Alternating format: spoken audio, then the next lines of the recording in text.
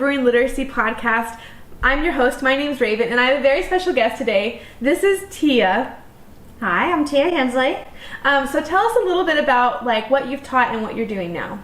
Okay, so I've taught all levels of English, and last in the classroom was AP Lang for 5 years, and then became an IC, and then now I'm currently the RTI and GT coordinator for the district. Awesome. So you love English, right? It's my life, yes. Yes. Okay. Well, she's the perfect person to talk about our topic today. We're going to talk about writing, successes and struggles in the secondary classroom, and also the benefits of a writing workshop. So we're going to get to that in a minute. But first, as you know, every episode we have a latte, and we are both coffee lovers. Have to have it in the classroom with us. And writing is the foundation of everything, so we did a very foundational latte today, just a vanilla bean latte. If you would like to make this at home, it's going to be 3 pumps of vanilla bean syrup and then just your choice of milk, ice, and add some whipped cream if you want. It's delicious. Thanks. So as an English teacher, we teach a lot of writing. Did you ever find yourself frustrated and overwhelmed at the task of teaching 170 students to write? I enjoy teaching writing Good. a lot, so I don't know that I was ever frustrated with. Now, I don't love teaching research. That's a very tedious, sometimes that's harder to teach because if kids don't see the natural sequence of, okay, what do I do next?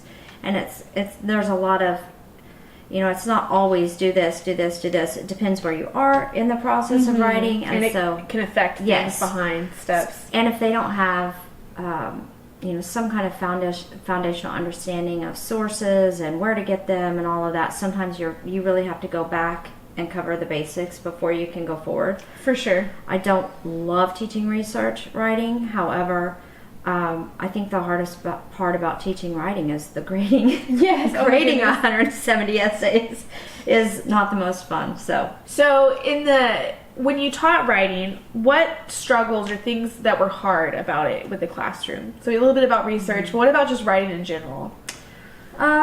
Probably just differentiating toward meeting the needs of the various levels of writers you have in your classroom. Yes.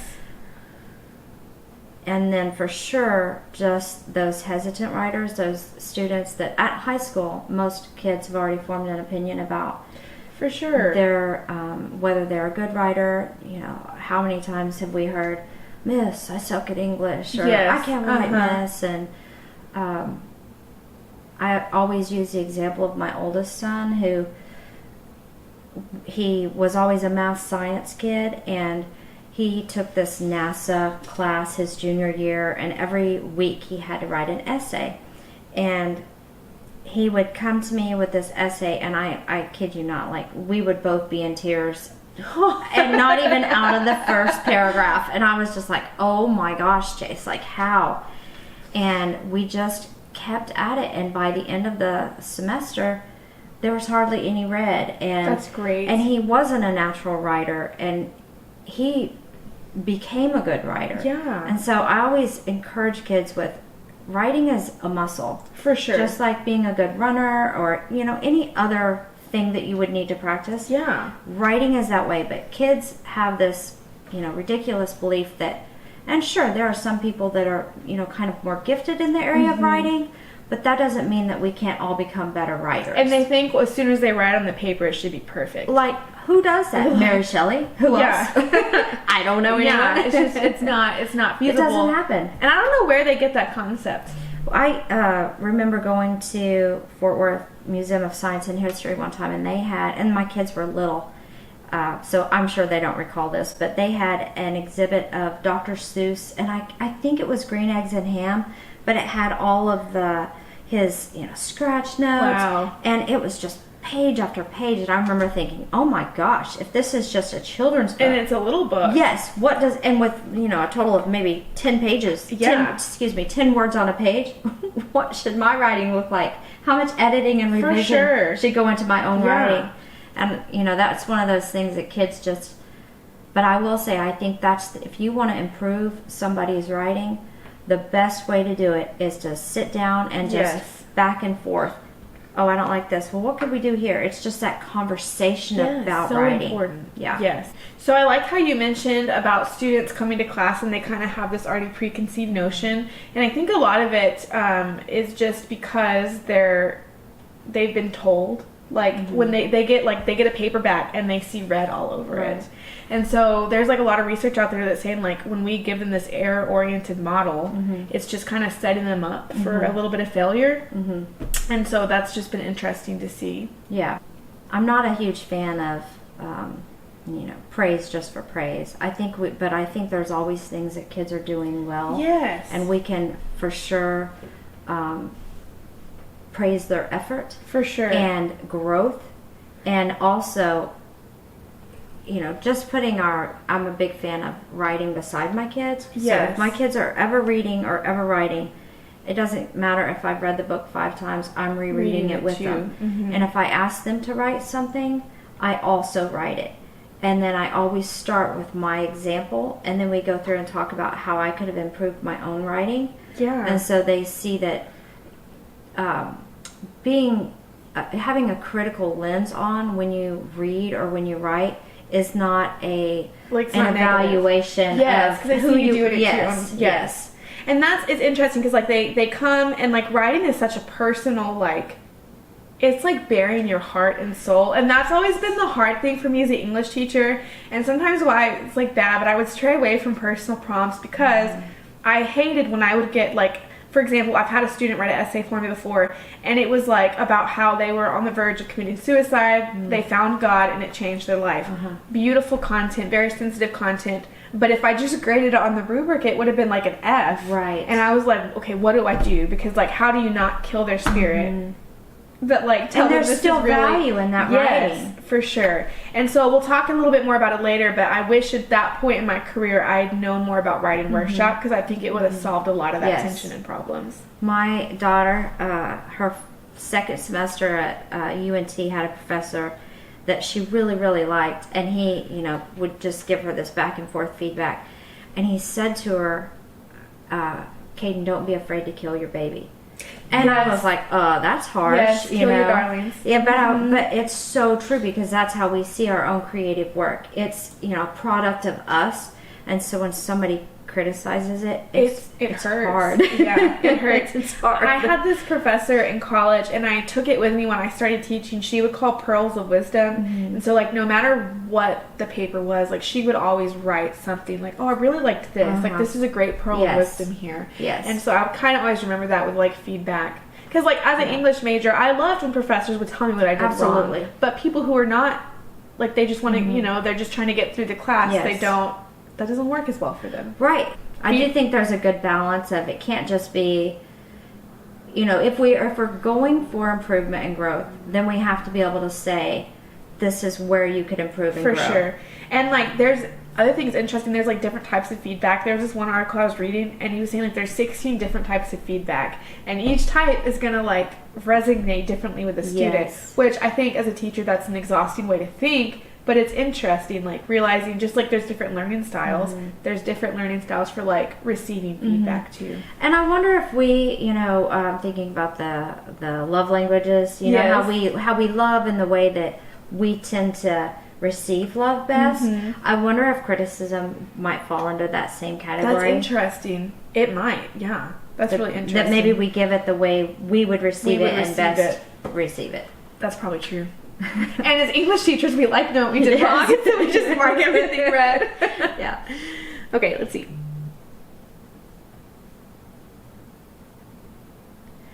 Okay, so we talked about some struggles. What are some successes you've seen in teaching writing? Oh gosh. I'll go first. So, okay. And actually, this was a piece of advice you gave me when I taught honors the first year. Okay. You said that you would let students after they received their final grade, you would let them fix it. And so that really helped because talking about feedback, that's the only way they can get better. And so that year, after their final essay, I would say, hey, if you want to fix this, here's the things that were wrong with it. And they did, and their writing improved, and it's because they had that opportunity to do that. So what kind of successes have you seen or felt? The one that's coming most immediately to mind is and I know we're going to get a little bit into this when we talk about Writer's Workshop, but this did come out of a Writer's Workshop. Yeah. And I had a specific student who I think plagiarized at least 5 of the things they turn in, and I would put a 0, give it back to them, and as you know, I always had the rule you could fix it. They never did. They didn't argue with me that it was plagiarism. They just accepted it and went on. And one day we were doing, we were using mentor text, and I was using Cormac McCarthy, and I had I think it came out of The Road. I'm pretty sure it was something from The Road. And I had the passage up on the board, and this was for AP Lang, and so we analyzed it, and then we talked about, what I like to use, it's called Wrecking the Text, where I say, okay, let's make this passage terrible.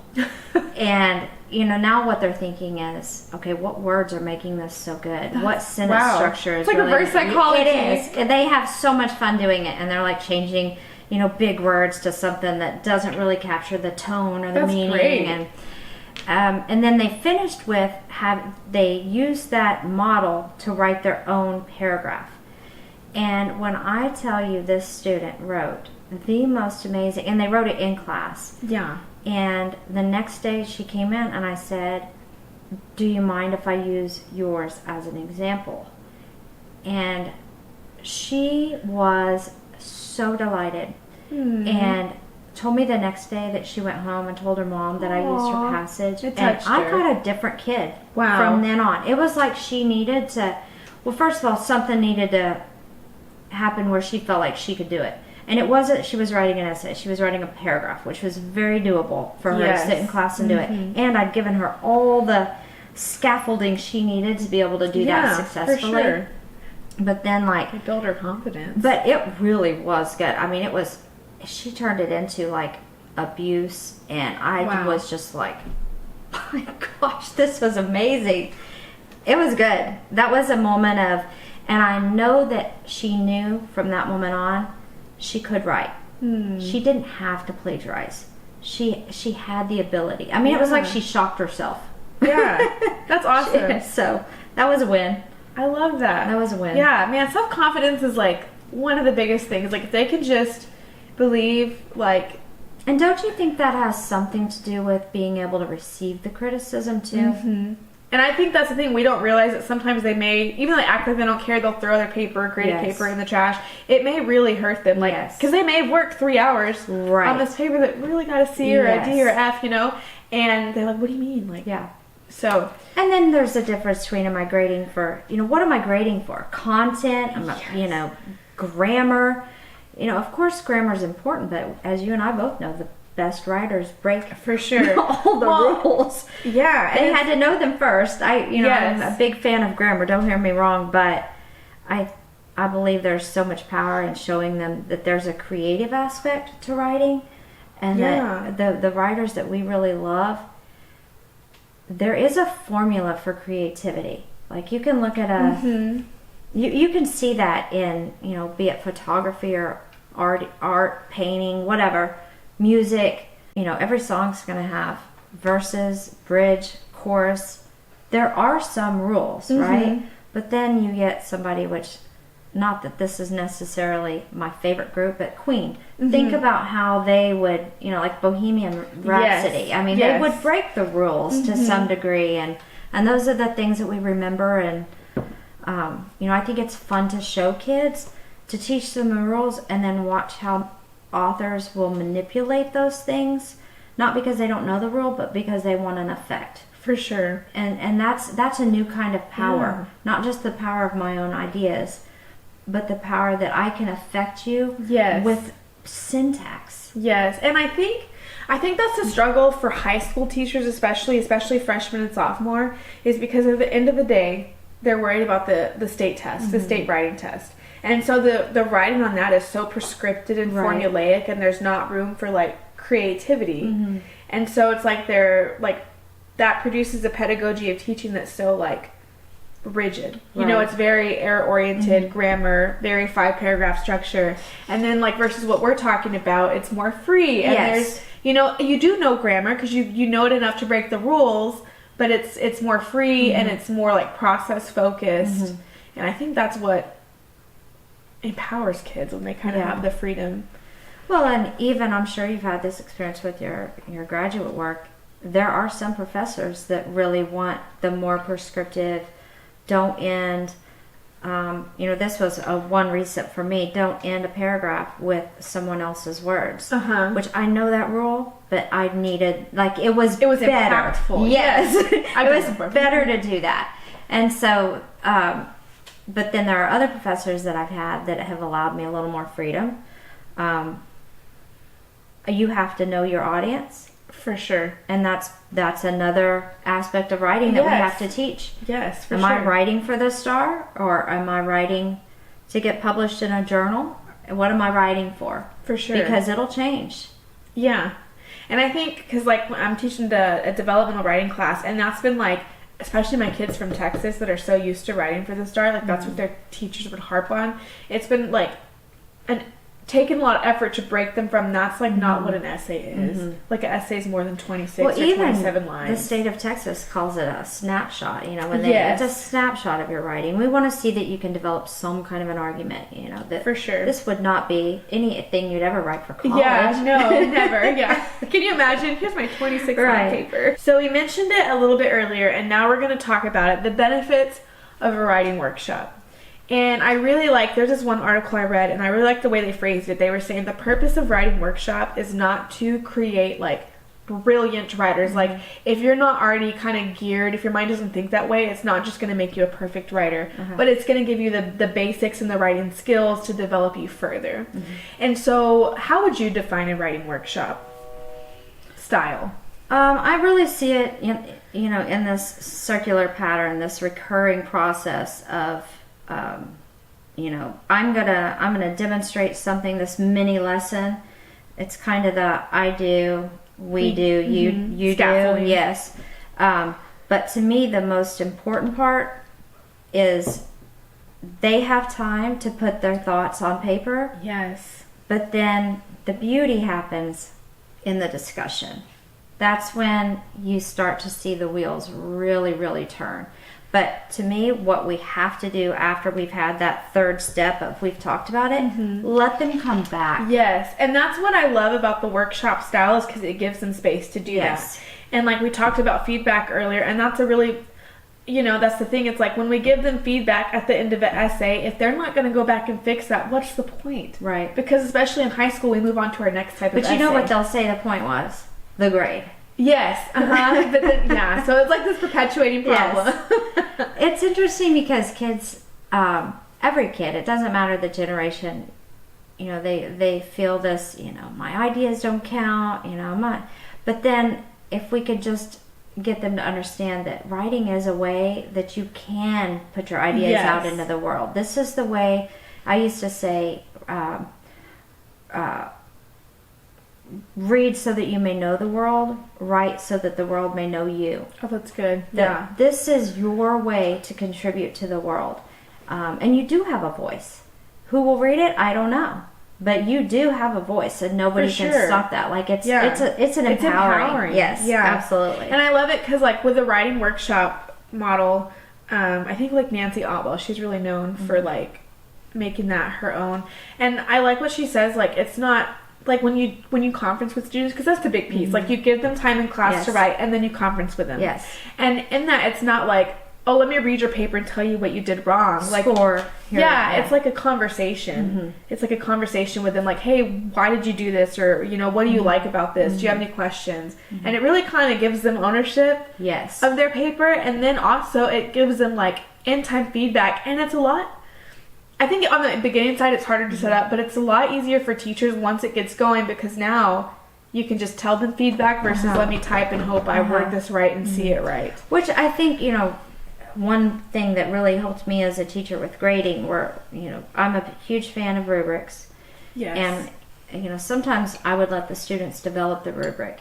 How do we want to score these? What things do we think is, when we think about this assignment, what are the biggies? What do we want to get out of this? And we would develop the rubric that way. That's good.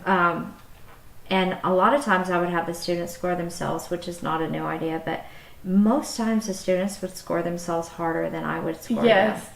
Which I always thought was so interesting, Yeah. People were always like, oh, you let them score themselves. I'm like, I do, but, then I score it too. And if I'm scoring it higher, which 99% of the time I am, that's the grade they're getting. Because I think you're always more self-critical. Yeah. I mean, most of the time. There are those few that are, Miss, why did I get this? This is perfect. But it is nice when you can say, your commentary's weak. I really like where you were going in this direction. But you stopped it short. Yeah, you went. You like tippy-toed right to the line, and I was so ready for you to just take the plunge. Yes. And that's where the growth happens. Not back here in those basic concepts. It's when I can get them right up to the line and say, what would have made this even better? And they're like, ooh, I could have done this. And next time you're not even saying it to them. Yeah, they're doing it themselves. It's like, and it's very like student oriented. Yes. Like it's that they're leading the discussion and things like that. So in high school it's very different because like I do a writing workshop in my class I'm teaching, but it's a Tuesday, Thursday hour, 20-minute class. There's 15 students. Yeah. It's ideal. Oh, perfect. Block schedule. Perfect, Yeah. But like it's and I can see it working in high school easier in a block schedule. But like in districts that have like 48 minutes, 50-minute periods with 25, 30 kids, right. What did a writing workshop look like in your classroom? So if the goal is to try to get through the whole process in one setting, it's really difficult. Yeah. With the example I shared previously, we did all the analysis the day before, and then the next day we came in and we used the mentor text to develop our own. And even with that, I did my own example. And then the peer review, we had like our first round of peer review, and you probably remember I always did. We were in groups. Yes. So that was like their first round before we published to the class. And so that was our second round of peer review. So they really got to conference with their own table. Yeah. And of course, I'm popping around to those different table groups and get the feedback there. And then with me, before they ever went to what we would call publishing. For sure. And even that wasn't the point of grading. Yeah. That was just, okay, I think I'm ready for more people to take a look at this. It's had a few eyes on it. Yeah. That, even in our grad work, how many people helped review stuff? Sure. My thesis, I felt like I should start paying people to read it. I'm like, who wants to read 70 pages of, Yes.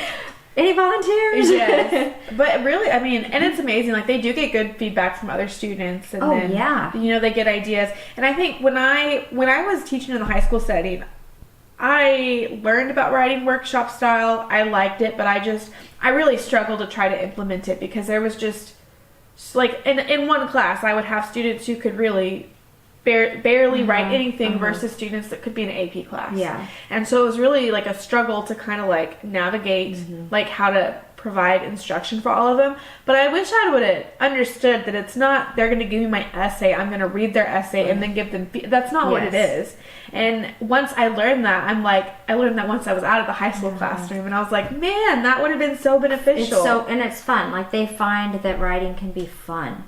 It's not a chore. Like, I can have fun doing this. They may not like every single assignment, but you'll find that those that, we were talking about how I'm not a creative writer. I'm more of an analytical writer. But you're going to have those kids that are the creative writers. And they may not want to analyze this essay, but let them write this creative piece, and you're going to get a whole new kid. Yeah, for sure. Yeah, and then also even on the grading end, because that does take most of the English teacher's time, if you're doing the workshop model, you've at least interacted with their text a few times. I found that by the time I'm grading it, you have a much better paper. Yeah, it's a much better paper because they've done feedback, but also I've seen it enough where I don't have to, like, every sentence I'm like, eyeballing because I've read it like 3 times. And so I just think it helps all around. Scaffolding is a huge, if you go back to the first day of class, with those students, let's say the kids you're going to have for that year, I'm not going to start with an essay. For sure. I'm gonna start with something smaller so that by the time I'm grading a whole essay, I know they can write an intro. Yes. I know that they understand what I'm looking for in a paragraph, a body paragraph. For sure. So, there are things we can do to make life easier for ourselves. And I think even if teachers are not, they want to start this idea, but they're not too sure. I think doing that, just picking one thing, if you're really working on thesis statements with them, have them write an intro paragraph and do a workshop just for the thesis statement. Because you can look at a thesis statement in everybody in an hour, you know, generally. So just starting small. Is it arguable? Yeah, those are simple. Sometimes kids are so visual. I had a lot of success with giving them, this is a solid 3 APSA. Yeah. Here's a 5. Why is this one great and why is this one good? Let's compare them. And doing that with something like a thesis statement. This is a good thesis statement. This is a great thesis statement. Yes. And those mini elements or mini lessons, those are one of the staples of a workshop process model. And it's really helpful for them to digest. Yeah. It's scaffolding. Yeah. It's basic scaffolding. It's don't just shove all of this down, Because if we lecture them in a high school setting for an hour, it's that little piece of information got buried in everything. Yes. I remember doing, this was when I very first started teaching, and I don't even know where I found it, but they called it round robin writing. And everybody, because I was big on journaling, and so the kids would have their journal, and I would give them a prompt. I was in my room when all of a sudden I heard, and then that would be it. And I would say, okay, you have 1 minute, write.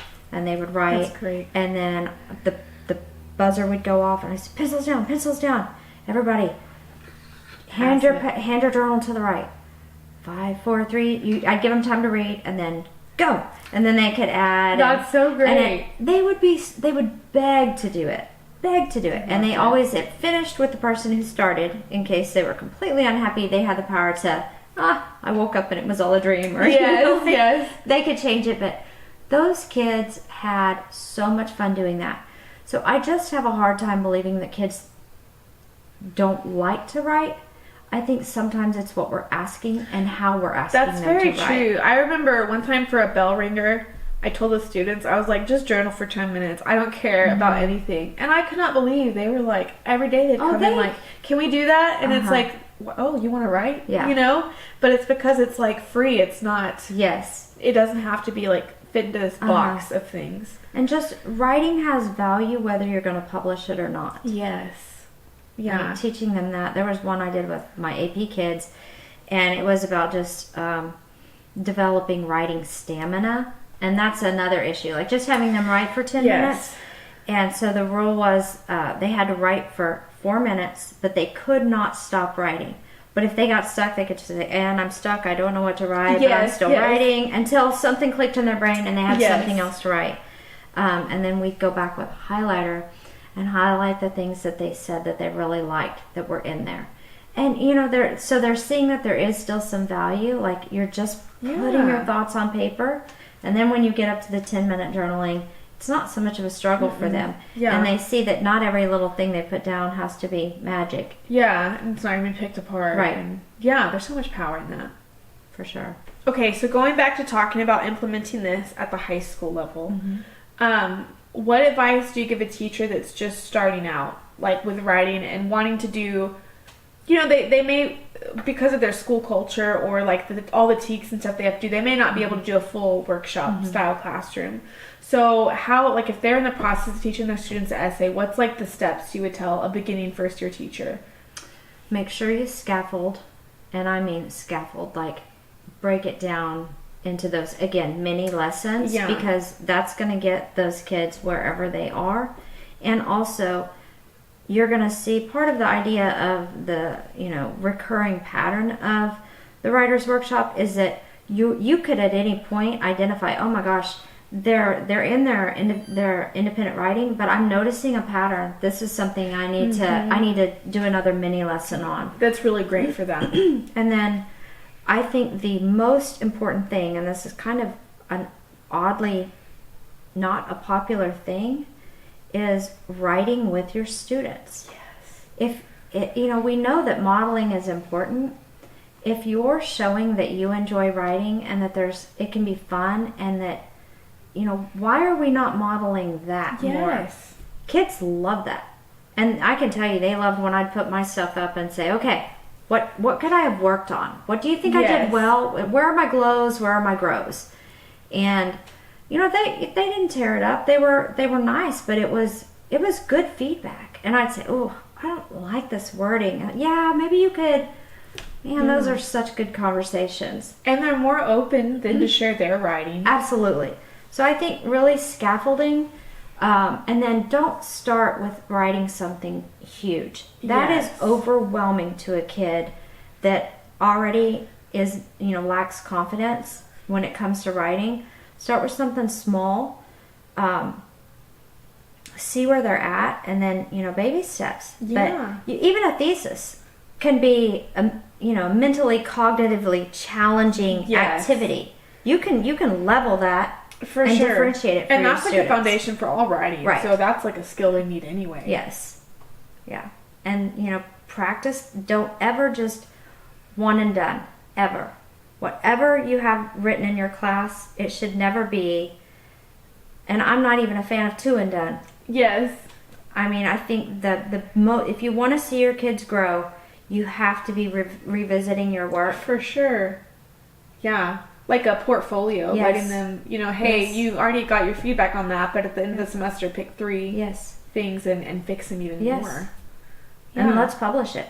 Yeah. A lot of, there's free websites out there. A lot of these kids, when they go off to college, imagine having your own website, your own site that has your best work, be it in math, be it FFA, and then you link that in your application. And that does something about like a student's confidence. Yes. I remember one year when I was teaching freshmen, I had a student come in and he said, hey, I just want to share my Google Drive folder with you of my writings. Oh, like very I've been cool. told that, I've been told I write well. And like his teachers had encouraged him. And I thought like, that's so cool. Yes. Because he's a freshman and he already has his portfolio of writing. And so because he's been told he's good, he's like willing to practice it and grow. And I was like, I wish now I could find him and like ask, hey, what is your writing look what's like? he doing? Because I bet it's so much, it's just grown. I'm thinking about all the authors that were told, no, this isn't good. And they just kept submitting. There is a point where not everybody's going to love your writing. For sure. And for sure. that, they have to find the value in the writing, not just for a grade, but that it means something to them. It has value to them. Yes. Yeah. I think that's the most important thing is what are we teaching? What are we saying is the purpose of writing? Are we just writing for a grade? Yeah. Or do you need to know how to write a letter to your boss if you feel like there's something that needs to be changed in your workplace environment?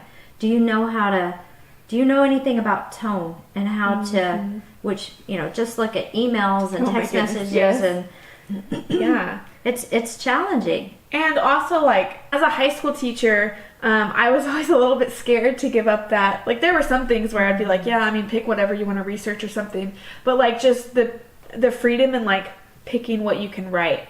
And I think, at first, as a new teacher, I was scared because I was like, well, what if they pick something that I'm just not familiar with or whatever? But there's so much power in that. The first time I taught a class at a college level, I let them pick their first essay, and the student wrote a paper about the stock markets. Really? And I was like, but it was great that I didn't know anything about it because he was writing a paper on like how to stock markets, like how to get started for beginners. But you see the genius of that student. Yes. Yeah. And I would tell him, I'm like, hey, this is so great, but you said this is for beginners. I don't know what you're talking about here. Like, what does that mean, And there was so much beauty. Like, he was able to bring all of his knowledge and you learned from your students. Yes, and it opened the door. And I think, honestly, students who may have not been motivated to finish a paper were motivated. Yeah. So I think in the high school, once I got a little bit more acclimated to student choice, I started out giving them like 5 different options. But then eventually, like as long as you show them the rubric beforehand, like, hey, this just needs to fit this, then they kind of have You know, free. it kind of depends on your class. Like your Yes. AP Lang class, you don't get a whole lot of, I mean, That makes there sense. are times. Yes. But so often it was, you know, we're looking at some nonfiction piece. For sure. But there were ways to work it in, but I feel like it wasn't as loose. Yes. But the one that I always enjoyed doing was the This I Believe speech. And again, I didn't come up with it. It used to be a website. That's where I originally found it. And people could submit to the This I Believe. Oh, that's really neat. And I told my kids they could write about anything, but they had to write, like, it was the establishing the rules of what you can't do. Yes. So you can say what you believe, but you can't attack what somebody else believes. Oh, yeah. And it really kept it in the positive side of things. And I literally had people, because we would just random pick for who was going to go. And I've had times when two completely opposing views went right after the other. Wow. Just that's how it worked out. And the students were really respectful of one That's another. good. And they looked forward to doing that speech. I mean, they'd come in, are we going to write that? And I'm like, who told you about that? As on the other side of the school, as a freshman, I would hear like things about Oh my it. gosh, they popular loved things about it. And they would say, you know, there were a few, I had some rules to it, but one of them was you had to be able to identify the moment when that became a belief for you. And I told them, like, you're not married to this. You know, 10 years from now, you may not believe this. For sure. But this is where you are right now, and it has value. And the few times that I had kids write about something that they weren't really serious about, they asked if they could redo it after Wow. they watched other people go. Because you had to present it. You had to read it. Yeah. And it was always, I think they saw the power of getting to share your opinion and having an opinion that doesn't have to be disrespectful of other people. For sure. And also requiring them to identify the moment that it became a belief for them, created this environment of empathy where maybe you didn't agree with that person, but because you're hearing where that became a belief for them, you're understanding more. For sure. You know, so it was always an emotional roller coaster for me because you know the kids. It was always shocking. They share some things. Oh my gosh! Yes. Going back, writing is such a personal bearing of the heart. Yes, and that's. I guess I should have used that one for my win because that every year was just from I lost my brother to suicide, and those days are so heavy sometimes. Oh my gosh! Mm-hmm. I felt like I needed to have a counseling moment afterwards. Yes. It's so cathartic for them. Yes, and it really is. We had rules like you couldn't. You could snap for people when they went up, but you couldn't clap for people after they were done. And the kids were like, "Miss, that's But I never wanted one person to have a big applause and somebody else not to. For sure. And I also always believed that it didn't matter if somebody clapped for you. This is kind of a mic drop moment. This is what I believe, and it had to end in this I believe. Yeah. So it somehow that just like silence of them. This I believe, and then walking off was just like you could just feel in the classroom everybody just kind of taking a deep breath and absorbing whatever thing they had just shared. And it was they always said let's publish these, but then we'd never, that was it would take a whole week just to present. And so the problem with those was we never got a lot of time to come back. That was on their own time. That makes sense. And a lot of people did change them, but we never got to the point where we had time to edit as a class and then publish. For sure. So, but that was, writing is empowering. Writing is amazing. It's so, we just read an excerpt from an autobiography about Malcolm X in the class I'm teaching, and it was like just 2 pages that we read. But basically, Malcolm X, when he was in prison, he was frustrated because he had like all of these things he wanted to share, and when he said like when he was outside on the street he could command attention, but now that he's in prison he wanted to write. He'd mentioned trying to write to the mayor, the governor of Massachusetts, the president at the time, and like he couldn't write. And so he actually talks that he got a dictionary and he started writing that he copied the whole dictionary, and that's how he learned to kind of read, and therefore he was able to write and communicate. And it's just interesting because like he gained such a following, and it's for sure because of that practice right there. Like writing is so powerful, and it gave him the tools he needed to be able to spread, you know, like his truth for him. And so it's like this, and it was funny because we like read it, and then we were talking about responding to reading. So like, hey, what do you guys think of this? And they were like, wow, like it's really important. And you know, and it is. You're giving up a little bit of your voice to not know how to use it in written form. And it can be like manipulated, but when it's in black and white when it's written. That's why tone is so important. You can't explain yourself away. It's going to endure. I mean, look at the things that we still read because somebody had the ability to put it down, to record it, physically record it. Yeah. Which is, you know, that's a powerful thing in and of itself. I mean, oral language is amazing too. Yes. And, you know, cultures that have predominantly been oral cultures, I think there's a whole nother level of beauty, and because they've learned to use that for sure in this very, you know, empowering way as well. Yeah. So, I mean, I know you just did the Indigenous Literatures class, which loved it. I mean, part of my graduate work was looking at colonialism and language. We talked about the danger of a single story, and you know, there are ways of knowing the world that are lost when we lose for sure a language in a language form, be it written, spoken. Like there's culture, but I mean, for all we know, the cure for cancer could have been in Who knows? I mean, that we just we no longer have that knowledge of the world and plants and whatever.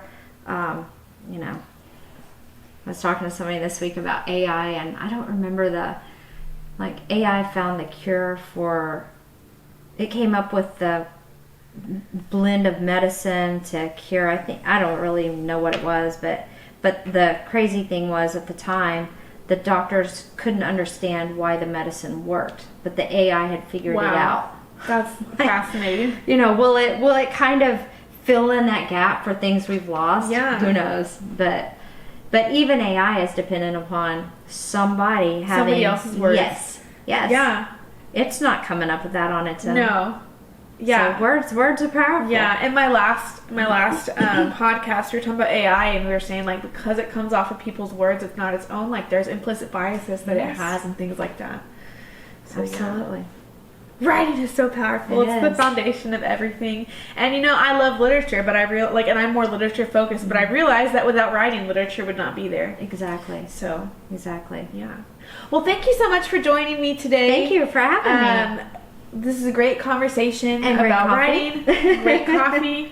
And so thanks for joining us today, and I hope to see you guys soon. May your coffee be strong and your lesson plans be stronger. Amen to that.